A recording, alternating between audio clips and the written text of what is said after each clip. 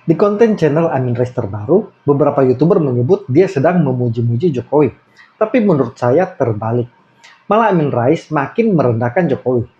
Dalam kontennya itu, Amin Rais sebenarnya memuji Abu Bakar Ba'asyir yang berkunjung ke rumah Jokowi di Solo. Tapi untuk Jokowi sebaliknya. Jadi menurut saya, keliru kalau ada teman-teman yang mengartikan Amin Rais memuji Jokowi. Malah di kontennya itu, dia merendahkan Jokowi yang dianggapnya tidak mengerti Islam, seorang yang berdosa berat sehingga perlu bertobat dan diajarkan kembali soal agama. Dia juga menuding Jokowi memiliki dukun. Amin Rais juga menyentil Jokowi diberikan sakit berat oleh Tuhan karena petantang petenteng. Jadi Amin Rais mau memframing bahwa keimanan Islami Jokowi sangat rendah, sehingga perlu diajari lagi oleh Abu Bakar Ba'asyir selama 9 kali pertemuan. Waktunya juga sudah diatur Amin Rais, 30 menit setiap pertemuan. Amin Rais ini memang selalu merasa paling suci dan bersih. Dia suka memakai agama dan ayat Al-Quran untuk menyerang lawan politik, termasuk Jokowi. Amin Rais selalu memframing lawan-lawan politiknya adalah setan dan penghuni neraka dan anti-Islam. Tapi ada satu ulama besar yang menskakmat pernyataan Amin Rais ini. Dia malah mengatakan Jokowi sangat Islam. Nanti saya akan tampilkan videonya. Tapi sebelum itu, saya akan tampilkan jejak digital untuk membongkar 5 dosa besar Amin Rais dan 10 bukti penghinaan kejinya ke Jokowi. Kita mulai dari 5 besar dosa Amin Rais.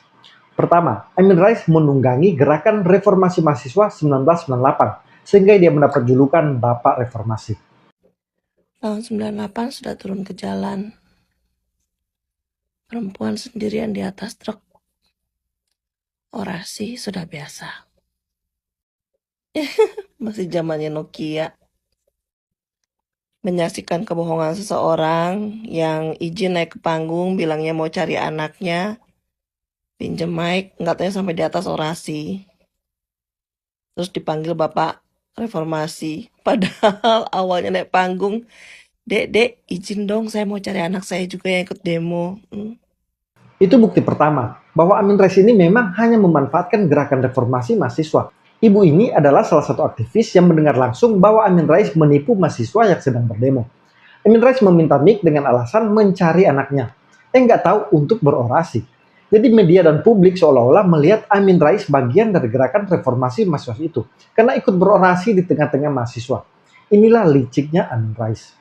Saya mengimbau kepada umat Islam dan masyarakat luas untuk membatalkan aksi Hari Reformasi di Jakarta pada pagi hari.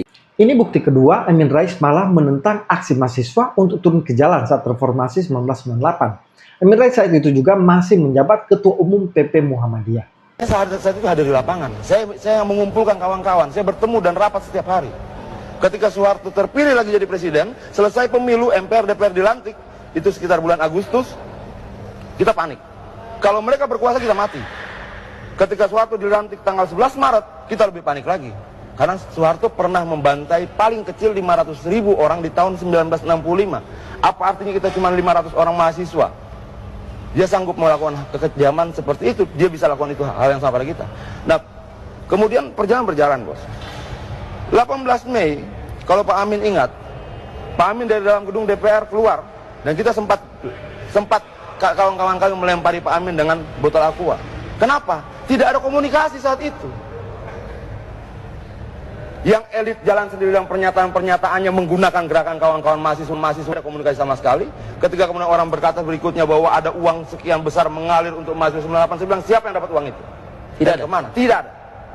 18 Mei 98 kami masih minum 1 gelas aqua dibagi 2. Nah berikutnya kemudian saya berbicara dengan kawan-kawan yang sudah jadi situasinya begini. Ada 60 FKSM jadi dalam DPR MPR dan ada 4.000 forum kota di luar. Ini tidak terkoordinasi. Pak Amin bersama dengan Hari Sabarno dan lain-lain di dalam gedung DPR. Lalu kita masuk dan kita pasang spanduk turunkan Soeharto bubarkan DPR MPR dan kita ditorong sampai tiarap di lapangan. Nah saat itu Pak Amin keluar dan kita tidak tahu ini siapa orang ini? Kok tiba-tiba mau bicara? Terjadi sempat adu debat dan sebagainya. Lalu saya bicara dengan kawan-kawan di DPR dan saya bilang bagaimana kita bagi ruangannya. Kalau kalian di DPR, kami di istana. Karena saat itu cuma 2 gerakan besarnya. Forum Komunikasi Senat Mahasiswa Jakarta dan Forum Kota. Keputusannya saat itu dalam pembicaraan kita, Senat Mahasiswa Jakarta bertahan di DPR. Kalau begitu kita ke istana.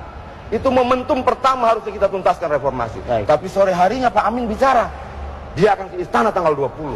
Akibatnya apa? Seluruh istana sejak dari sini sudah dibarikade oleh kawat duri dan sekian banyak pasukan. Itu tahap kedua yang kita lewati. Tahap ketiganya adalah deklarasi Ciganjur. 2 jam setelah deklarasi Ciganjur ditandatangani, kami ditembaki di Manggalawana Bakti. 2 hari kemudian 9 mati di Semanggi. Kenapa? Salah satu isi dari deklarasi Ciganjur adalah memberikan kesempatan pada TNI Polri untuk tetap berpolitik sampai beberapa tahun ke depan. Itu darah, itu nyawa. Berikutnya, jangan cuma bicara tentang mahasiswa. Kita kasih kesempatan dulu Bang Adi. Ada ratusan, Bos. Ada ratusan perempuan mati diperkosa dan tidak ada yang terselesaikan sampai sekarang. Bang Adrian, kita harus jeda. Ini bukti ketiga, pengakuan langsung dari Adian Apitupulu bahwa mereka tidak mengenal Amin Rais, tapi tiba-tiba ikut nimbrung dan berpidato dan malah mengacaukan aksi mahasiswa kala itu yang berniat ke Istana Presiden. Ada juga pengakuan dari aktivis 98 yang juga Ketua Umum Barikade 98, Beni Ramdhani, bahwa Amin Rais itu hanya penunggang gelap reformasi. Dan sangat keliru media memberikan label kepada Amin Rais sebagai Bapak Reformasi. Ini bukti Amin Rais itu licik. Dia memang pintar memanfaatkan situasi agar seolah-olah dialah pahlawannya.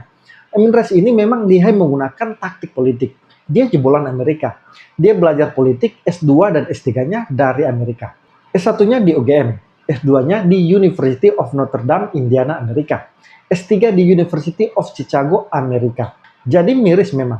Mahasiswa yang berdarah-darah hingga ada yang meninggal. Tapi yang jadi superhero-nya adalah Amin Rais. Dia pun sejak itu didaulat media sebagai Bapak Reformasi.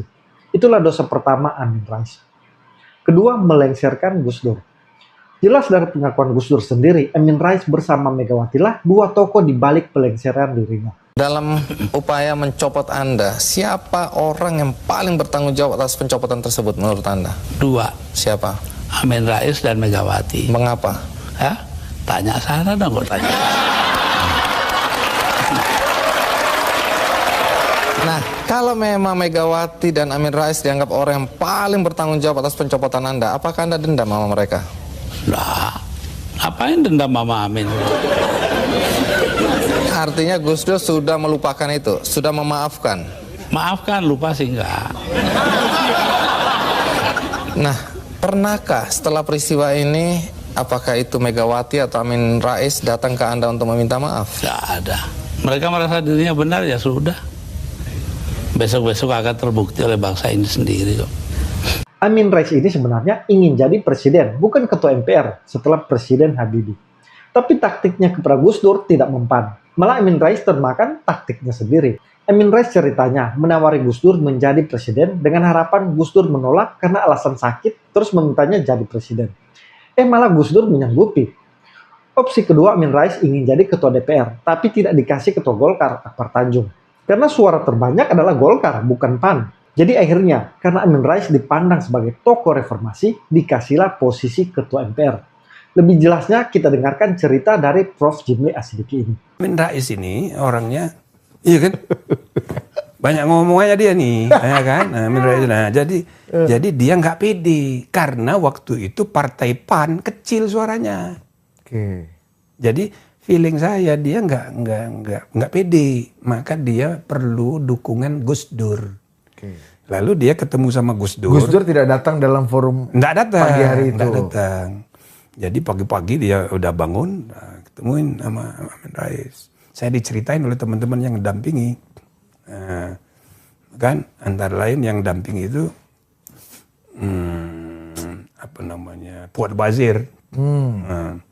Jadi dia cerita bahwa dia ditunjuk oleh hasil rapat itu sebagai kandidat. Ya, kan? Tapi saya kan tidak bisa, katanya Gus Dur dulu gimana gitu. Jadi sebenarnya mesti Gus Dur ini yang lebih pantas, kira-kira gitu. Ya harapannya itu jawabannya kira-kira gini. Ya udah sampean aja, saya kan sakit. Nah kan gitu. Harapannya Amin Rais kira-kira jawab seperti itu. Iya. Ternyata jawabannya nggak begitu. Ya sudah kalau gitu, ya kan? Ya saya siap. Inilah di luar perkiraan Amin Rais, Bro. Udah kalau gitu ya, saya siap gitu loh. Nah, jadi ya, kira-kira salaman gitu loh. Begitu selesai. Amin Rais mau nggak mau harus. Karena dia udah ketua MPR. Oke. Sedangkan Gus Dur kan belum jadi apa-apa. Betul. Nah, dan sejak sebelumnya pun ada diskusi sama saya, sama Pak Ketua DPA waktu itu Pak Ahmad Tirto Sudiro, ada juga Akbar Tanjung, Amin Rais, ada Malik Pajar, kami berembuk. Nah, Pak Amin Rais itu kepingin jadi Ketua DPR. Jadi dia sebagai tokoh reformasi mau jadi Ketua DPR. Akbar Tanjung bilang, oh nggak bisa, kan partai terbesar kan Golkar. Jadi ya Golkar Ketua DPR gitu. Nah, maka komprominya itu Amin Rais jadi Ketua MPR. Oke. Nah, jadi ada latar belakangnya sebelum itu, seminggu sebelumnya. Kenapa Amin bisa jadi Ketua MPR? Ketua MPR. Nah, jadi kalau dia itu tokoh reformasi gitu ya, bayangan saya dari awal, ngapain jadi Ketua MPR? Oh, udah jadi presiden dong. Targetnya itu? Iya, targetnya. Nah, caranya jadi calon presiden bagaimana? Jangan jadi Ketua MPR. Misalnya biar Gus Dur jadi Ketua MPR kalau dia politiknya canggih gitu. Coba kalau Gus Dur jadi Ketua MPR, Ketua DPR-nya Akbar, dia mau jadi apa? Jadi presiden. Bahkan bisa misalnya taktiknya kayak Gus Dur, ajak Megawati jadi wakil. Selesai urusan. Rekonsiliasi. Presidennya Amin Rais, wakilnya Megawati. Kira-kira untuk kepentingan bangsa mau. Gus Dur Ketua MPR. Gus Dur Ketua MPR. Ketua Umum PBNU. Tapi itu tidak terjadi karena Amin Rais ya kan ngotot mau jadi Ketua DPR, tapi alternatifnya karena Akbar nggak mau, ya udah jadi Ketua MPR. Dan beliau mau. Nah, sesudah rapat dengan Pak Habibie itu, maka dia mau tidak mau harus konsultasi dengan Gus Dur yang belum jadi apa-apa. Yang ditawarin, ya ditanya, mestinya sampean ini begini. Ya sudah kalau begitu, oke saya siap. Iya. Dan itu tidak ada yang bisa nahan Gus Dur atau memberikan Gus kasih Amin Rais saja gitu kan? Enggak ada. Nah sesudah itu Gus Dur langsung minta waktu ketemu Megawati, nawarin Megawati jadi wakil. Cepat sekali selesai. Seperti ide Prof. Jimli tadi kan? Akhirnya rekonsiliasi juga. Jadi wapres dia gitu. Dan akhirnya jadi presiden pula. Dia jadi presiden. Prof, tapi kayak gini, waktu itu kan jadi itu buah dari kemarahan Pak Habibie itu. Itulah kira-kira. Yang menolak untuk lanjut gitu ya. Yang menolak untuk lanjut. Dan itu diceritakan di bukunya Pak Habibie itu. Ada saya itu. Detik-detik yang menentukan itu ya Prof. Ini kan anak-anak sekarang malas baca buku Prof. Jadi kalau Prof Jimli yang cerita lebih enak dengarnya. Ketiga, ada upaya Amin Rais ingin ubah PAN jadi partai agama. Semua penggagas dan pendiri PAN mengambil sikap mengeluarkan pernyataan terbuka kepada Amin Rais.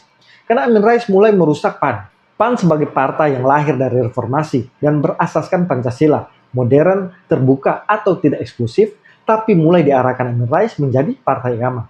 Para pendiri PAN seperti Abdillah Toha, Albert Hasibuan, Gunawan Muhammad, Tuti Haryati, dan Sumortin pun mengecam keras Amin Rais. Mereka menyorot sikap Amin Rais yang makin eksklusif dan anti kerukunan. Ada gerakan dari Amin Rais untuk mengembalikan kekuatan Orde Baru. Amin Rais disebut menggunakan agama sebagai alat politik. Amin Rais dinilai mereka terkesan mau terus menjadi ketua umum PAN dan tidak mendukung regenerasi. Keempat, merubah Partai Umat jadi partai dinasti keluarga. Partai Umat saat ini sedang mengalami konflik internal. Partai Umat yang kita ingin jadikan sebagai partai alternatif akhirnya juga terjebak di dalam sebuah tradisi tata kelola partai yang sudah ada itu, yaitu partai yang dimiliki oleh keluarga-keluarga tertentu. Anggaran dasar, anggaran rumah tangga partai politik sebagai pedoman tata kelola partai itu diam-diam dirubah oleh oknum tertentu dalam rangka untuk mengambil kewenangan penuh berada di tangan satu orang. Pak Amin ingin menjadikan mantunya sebagai ketua umum partai kembali dan ini mengalami penolakan dari seluruh wilayah tanah air. Amin Rais menjadikan menantunya Ridho Ramdhani menjadi ketua umum Partai Umat. Hal ini mendapat perlawanan dari pengurus Partai Umat di berbagai daerah, termasuk para pendiri. Karena Partai Umat dinilai mereka mulai diarahkan menjadi partai dinasti keluarga. Kelima, memfitnah Jokowi dan keluarga. Bukti-bukti tentang ini sangat banyak sekali. Pertanyaannya, kenapa Amin Rais begitu membenci Jokowi? Bagi saya ada dua alasan. Pertama, bahwa Amin Rais ini memang menempatkan Jokowi seolah-olah sebagai perebut mimpinya. Karena Amin Rais ini begitu berambisi menjadi presiden, tapi tidak pernah kesampaian. Malah Jokowi yang bukan siapa-siapa, hanya tukang kayu dari Solo, tapi sudah menjadi presiden 2 periode. Jadi secara psikologis, mungkin ada rasa cemburu dan sakit hati, dan akhirnya Amin Rais melampiaskan rasa itu dengan terus menyerang Jokowi. Kedua, karena Amin Rais ini secara politik memang berlawanan dengan Jokowi. Dia walaupun lulusan S2 dan S3 Amerika, tapi pikirannya lama-kelamaan menjadi sempit. Dia menjadi eksklusif, elitis, dan anti keberagaman. Selalu menggunakan agama sebagai alat politik untuk mencari kekuasaan. Sementara Jokowi kebalikannya. Jokowi sangat moderat, anti politik identitas, dan sangat merakyat.